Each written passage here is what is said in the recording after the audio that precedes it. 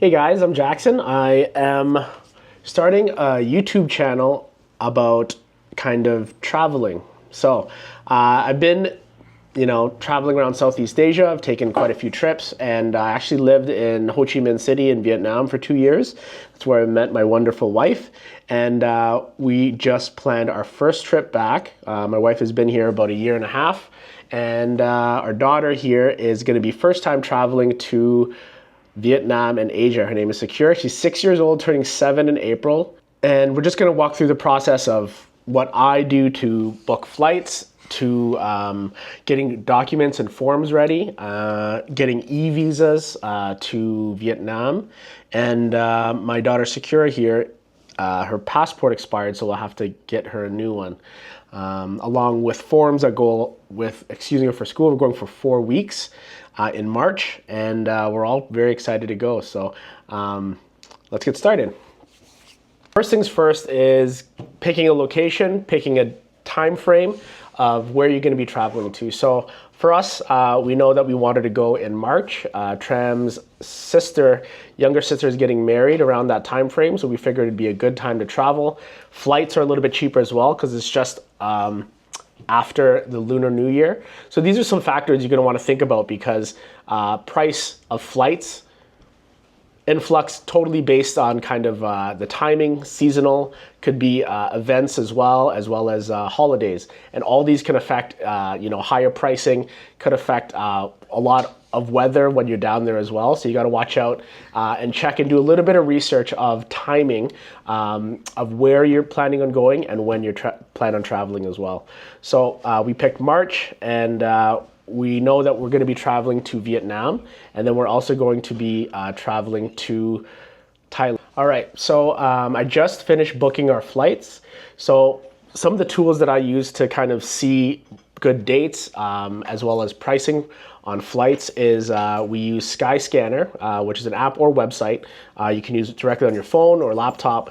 I also compare flights using Google Flights, just because you can select on calendar dates, and the calendar dates will be very specific on green, obviously meaning it's cheap time to travel, and then you can select your return date, look for another green date as well within that time frame, and then it'll give you the cheapest flights as well as the duration of the flight. So these are some factors you're going to want to pay very close attention to, just because sure, the flight may be $1,000 round trip, but then you may have to transfer to another airport, for example, or have like a 10-hour layover, and the total flight time could take up to 40 hours, which, saving a couple $100 might not be as convenient. So you may want to look at what airlines are offering the cheaper flights with the quickest route. We managed to find some great flights with Air Canada directly right on their website, because we saw that it was cheap on Skyscanner and Google Flights. So then we went onto the Air Canada, looked at those dates, and then we were able to capitalize on the seat sale that they were having. We found some flights around $1,500 round trip. So for all three of us is $4,500, which isn't too bad. I've had some of my friends tell me that they paid significantly more for it, so I'm happy about that. And then obviously once you've booked your flight, you're going to want to make sure you have time off from work, which is another big facet of getting that length of time. Not a lot of businesses or employers will allow up to 4 weeks off. Luckily, Tram works part-time at a spa, so their hours, I think, and coverage would be good. I'm a finance manager at an automotive dealership, and we make pure commission there.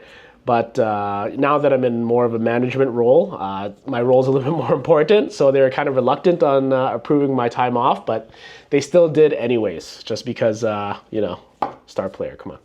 Anyways, I was able to book off my time. They approved it. Tram was approved off for her time as well. And then the last bit is my daughter time off. So there is a letter. If she goes to a Canadian school, it's called extended vacation. You have to fill out the dates, and then sometimes they'll fill in some homework that you can bring along as well. So I have a quick tip for you guys.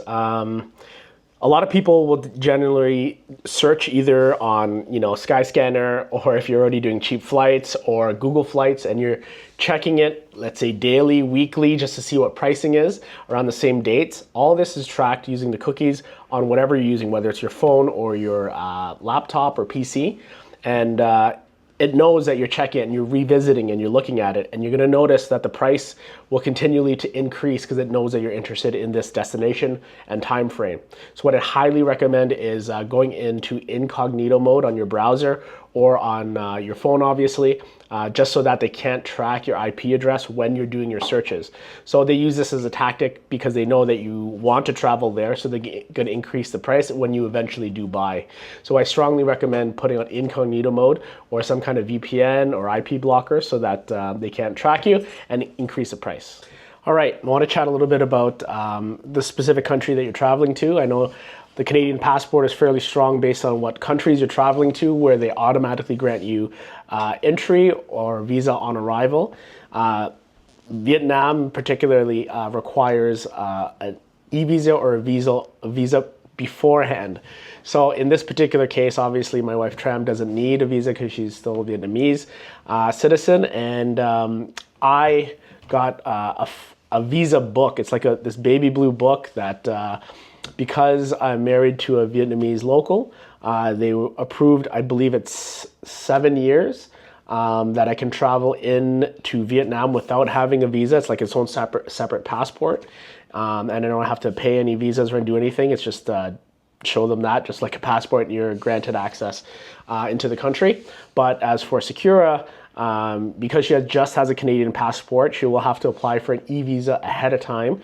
So you may want to check, obviously, the countries that you're traveling to see requirements beforehand so you can prep that, because when you check in, they do require that they're going to want to see it for verification, so that when you land, you can obviously get into the country that's set beforehand. So, for example, for Secura, because we're going for a month and we're also traveling to Thailand as well, which means we're leaving the country and coming back into Vietnam to fly back home to Canada, you're going to look at multi-entry visa.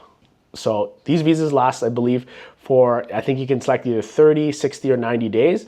And then you can also select single entry if you just plan to stay in Vietnam or whatever country you're traveling to, or you can select multi-entry. Now, when I was traveling and backpacking Asia, I would always just select the multi-entry because you never really know, when you plan to fly out or travel or do anything outside and come back in. So that way you don't have to get another one. If you just do a single entry, you'll have to pay for another single entry if you happen to leave to come back into the country as well. So pricing can range anywhere because it updates almost daily to weekly. Single entry that I've seen right now is anywhere between like 60 to 80 USD, and then multi-entry is about 150 to 170 USD. So you may want to look at rates beforehand, just so you know. You can contact, let's say, a travel agent as well, or I've just been doing e-visas online. Very simple to do, just Google it, look at, kind of compare some of the rates, and then you can do everything remotely. They'll send you an email with a letter that has the name on it that they grant you the visa, and that's basically all you need. Now, the next process for that is that when you check in, obviously, at your airline, they'll want to see that. And then when you actually land in Vietnam, which we'll go over afterwards, maybe we'll give you some live footage as well of how that process is done. But you do need to prepare some US dollars on hand, as well as a small photograph to put onto the visa and have that on hand. Otherwise, you're going to be spending more at the border, and then it's also going to take longer. So you having these things prepared makes it a lot smoother transaction, makes it a lot quicker as well. And then you're just ready for the next step, which means that you can just get the visa done and then you can get out of the airport as quick as possible. All right, so the next bit I want to chat about is passports. Make sure your passport is valid in the time frame. First of all, that you can locate it. Secondly, that the validity period is that it's still active. For example, my daughter's expired last year, and we'll have to. We've already applied for the new one. They said it takes about 2 to 3 weeks, so you obviously want to make sure you do this ahead of time, early enough, so that if there is any kind of expirations, that you can get a new one done in time before travel time. So with any kind of passports in Canada here, you need a guarantor for a child's one. One of the pictures need to be signed, so you need 2 photographs as well. And then you need to fill out the whole document with both parents' information, guarantor, emergency contact, and then once that's filled in, you pay the fee. I think it was like $56 at the Service Canada office, and then once that's done, they told me that they just mail it directly to the house. Needs to be signed to be received, of course, and then it takes about 2.5 weeks. So we have ample time because we leave in about a month and a half right now. So we booked our flights for March the 2nd, and we plan to return for April the 3rd. So a little bit over a month. We're all really excited to go. Get escape from the Canadian winter here. It's quite cold today, actually. So Sakira is going to be first time on her plane and first time in Asia. And we plan to also travel to Thailand to go visit my mom and my dad, Sakira's grandparents, to go see my mom's hometown in Nakhon Phanom. That's going to be very exciting as well because I know she wants to show a lot of her friends down there and a lot of relatives that want to meet Sakira. So it's going to be fun. Can't wait. All right, guys, if you guys have any questions, concerns, or any kind of comments that you guys want to leave, you can comment below. You can send a direct message as well, or you can connect with me by email or subscribe and like my channel as well. Thank you.